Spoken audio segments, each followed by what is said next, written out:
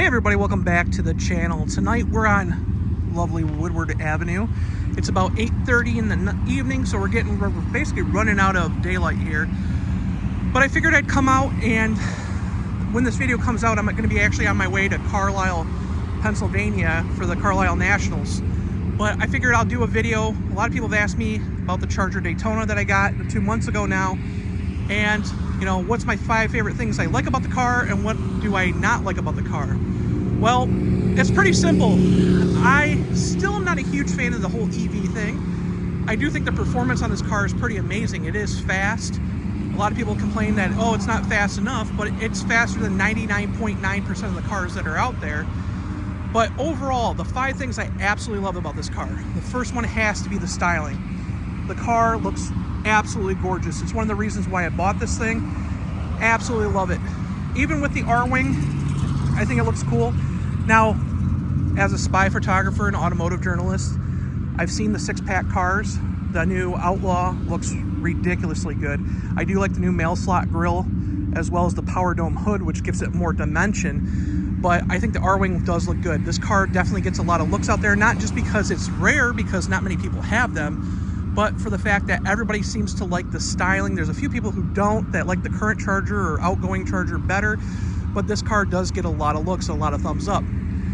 The second thing I absolutely love about this car is the ride, the suspension.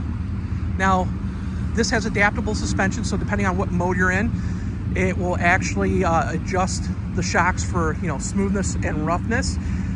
One of the things is Michigan roads are terrible, absolutely godforsaken terrible, with potholes and bumps and stuff. And this car in automatic mode has one of the softest riding, like actual just rides that I've ever had in any car. And I've owned 3 L series cars. I owned a I owned 2 2014 Dodge Charger RTs, and I've owned a 2023 Chrysler 300C. And this car by far is the best riding of them all. If you put it in track mode, which it's in right now, if you put it in track mode like it's in now, the thing is, it gets super stiff to the point where you're bouncing around a lot. It just goes to show how aggressive the suspension gets. The third thing I absolutely love about this car is the size. Now, I am 6'1", I'm over 300 pounds. I have 2 teenage kids, and I have obviously a wife, and we have 2 dogs. The dogs haven't been in this car yet, but for the teenagers and my wife and I, with it being a 2-door, the kids have plenty of room in the back because it has the same wheelbase that the sedan will have, and it fits everybody just fine. We don't have a problem with headroom. We don't have a problem with even me driving with the seat all the way back. The kids fit in it perfect. The other thing, I would say the 4th thing I absolutely love about this car is the hatchback design. I think this is one of the best things. Now, I just washed this car. You can tell it's still got a little bit of soap, and that's one of the things I hate about this car, because I wanted to show you without drying it off. But the hatchback design is awesome. It gives out so much more room than the outgoing Chargers did, and I absolutely love it. A lot more usable, a lot more easy to use space, and you can fold the seats flat too. The 5th thing I absolutely love about this car is going back to the performance. Now, being an EV, yeah, it accelerates pretty damn quick. A lot of people say this car does not, perform as good as certain other models like the Tesla Model S Plaid and stuff like that. But the honest God's truth is, so what? This car looks way better than a Plaid does. And, overall, I think it's got more style. Now, again, having the EV thing, instant torque, is pretty awesome. It's faster than 99.9% of the cars out here on Woodward. And even my wife can get in it and be stupid fast. So I absolutely love that. And I'll give you a bonus one too. With the regenerative braking, you can see it's got 6 piston Brembos all the way around. With the regenerative braking, if I'm in stop and go traffic out here, I will actually pick up range on Woodward compared to if I was charging it. So I might pick up 1 or 2% depending on how busy traffic is. And you can see all the different cars out here, like there's a Ferrari. So, with that being said, what do I hate about this car? Well, the first thing is the paint. I am not a fan of black. But what really disappoints me is this is an $80,000 car. And of course you can see there's some splatter here, but if you look close, there's a scratch right here underneath the clear coat. And if you look right here,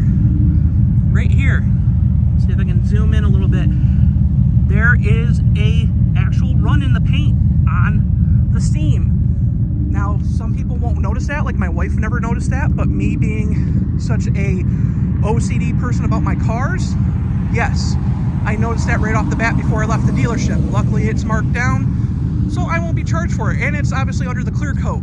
But for 80 grand to Dodge, I mean, I understand Windsor's got an older paint shop and stuff, but there's no excuse for that. Not when you're paying 80 grand for a car. Now, I didn't pay 80 grand for this car.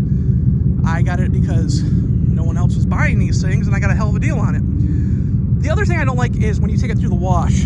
This new hatch design, while it proves to be functional, you can see soap coming out, and it gets underneath the spoiler, as you can see. So I actually carry quite a bit of stuff with me to make sure, like a drying towel, to make sure that I can wipe that stuff down. Now, while we have the doors open on the car, here's another thing I do not like about this car. Carlos Tavares, we talked about all the cost cutting he did. Is that description accurate? A samurai of the car industry. I'm not even sure I know what that means.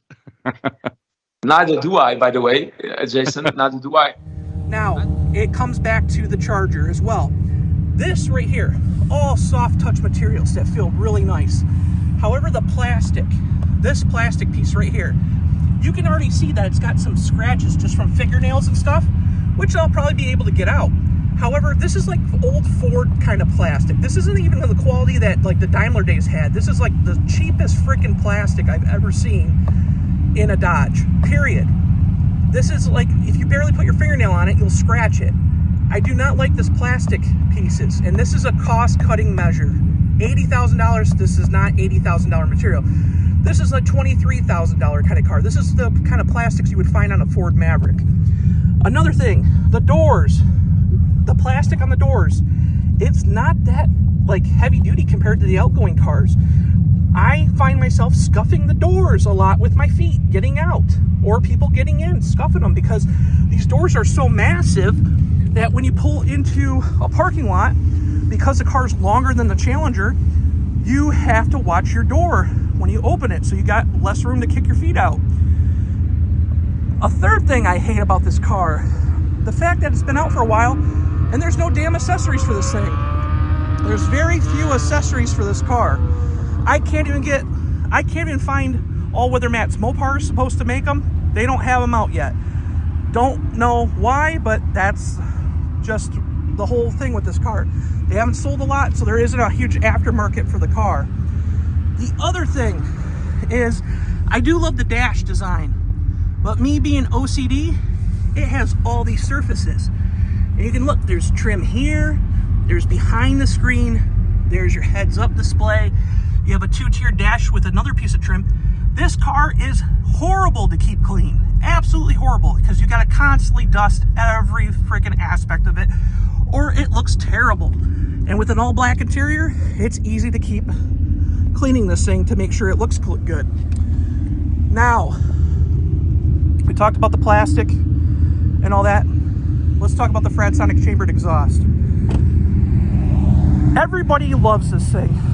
And when I say everybody, I mean all the people I run into on the street absolutely love the exhaust. They always want me to rev it up and stuff. That's not just the Daytona. Rev that shit. Rev that shit. Rev it.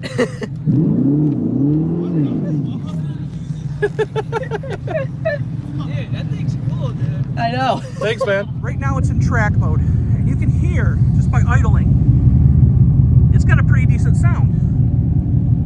Now, this car does not have an actual shiftable transmission. So when you run this thing, it sounds like a CVT.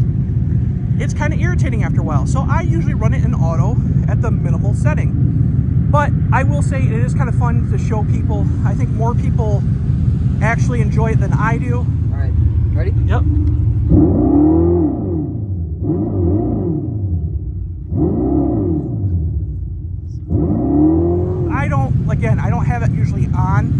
I do right now, and just a few people were walking by before I started shooting this video and they were looking at it.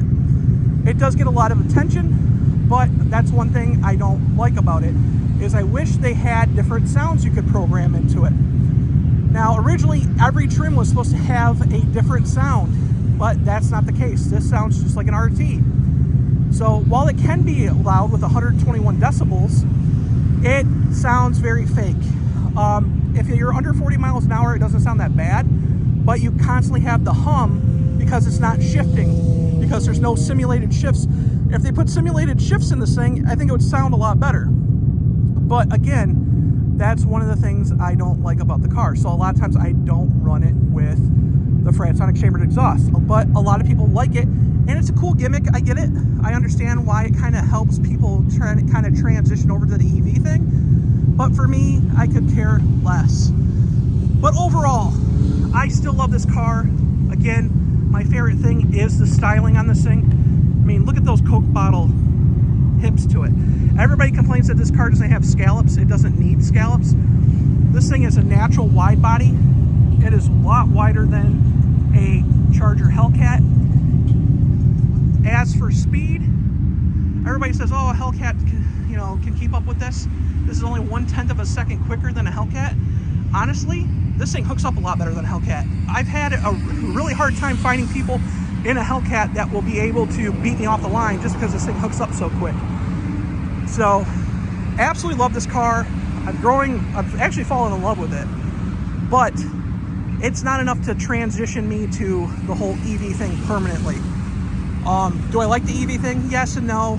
You're not saving the planet by any means by going EV. I'm still paying up the wazoo because I don't have my home charger installed just yet. So I am fast charging it, and it's about the same as what you would pay to have a premium gas car to fast charge it. But the other thing is well, this could be another thing I don't like about not the car, but just the EV thing. When you try to find a charging station around here, some of them don't work. I hate to say it, but a lot of them don't work.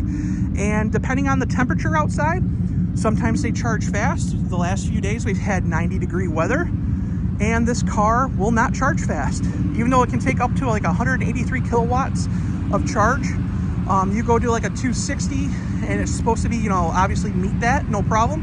I'm getting about 80 to 90 kilowatts per hour of charge, actually charging the car because it's so hot. So again, I can't wait to actually drive this thing in the winter because it's going to be fun kind of seeing how it is then. If you're going to have an EV, you're going to have to, if you're going to make it beneficial, you're going to have to charge it from home. That's the only way. For like me, if I hook up my charger at home and charge it during the late night hours, it's about 16 cents a kilowatt hour. It's easy to do the math on this. This is a 100 kilowatt battery. So basically, if you had zero charge to charge to 100%, it would be about 16 bucks. Right now, with fast charging around here, depends on what time of the day I charge this thing. It can go anywhere from, like $32 to full charge. Obviously, I don't let it get down past 20, and I usually go up to 80. But my usual bill is about 23 bucks, maybe even less, depending on where it's at. But if you're going to fully charge this thing here, it could cost up to 60 bucks if you were at 0 to 100, because some of the charging systems charge you 60 cents and then charge you $1 connection fee. And then 60 cents is a 60 cents per kilowatt hour. So it's been a whole new learning curve for me, who's been a petrol head their whole life. Again, the performance is cool. The car, I absolutely love the car. I can't wait for the six-pack cars to come out. And we know that the Hemi's eventually in the works. They haven't started really developing it yet. But the thing is, once the Hemi cars come out, which I'm hoping it will in about 2 years when the lease is done on this, I will probably step over to one. But overall, the body styling and stuff, I absolutely love where Dodge went with it. I definitely think this car deserves a second chance going into 2026 with the new six-pack cars. I cannot wait to drive the Hurricane cars. But overall, if it wasn't for the discounted rates on these cars and what I got this car for, I would have not have bought it for 80 grand. I don't see the 80 grand value in this Dodge Charger Daytona Scat Pack. Realistically, if this car was 60 grand, that would be more realistic considering it's an EV. But for me, if it was gas powered with a Hurricane engine, hopefully the new Outlaw, which is it's basically the Outlaw will be the exact, like, kind of the gas powered version of this car. Hopefully the Outlaw will be roughly around $45,000 to $50,000. Honestly, I think Dodge needs to be more blue collar muscle like it was before. Again, some of the plastics in the interior I've been really disappointed with. It's not on par with $60,000 or $80,000. I'm sorry, Dodge. This is just not how it is. So, tell me what you think. Do you like this car? I mean, a lot of people like the styling. Would you consider the EV version? I don't think it's a bad car. It's definitely not the kind of car you want to go cross country on because of the whole charging thing. But it's definitely fun for, like me, with Woodward Avenue. This is definitely a boulevard cruiser. And I absolutely have a lot of fun. For somebody who works from home, doesn't drive a whole lot other than coming out here and hanging out with my friends and stuff, this is the perfect car for me. So, what do you think about it? Do you still hate the whole fact that it's an EV? Do you like the styling? Tell me what you love and hate about the Charger, just like I did for you guys. And stay tuned. We're gonna have a lot of videos coming from Carlisle this next week, on the channel. So make sure to hit like, subscribe, and I'll see you in the next video. Bye.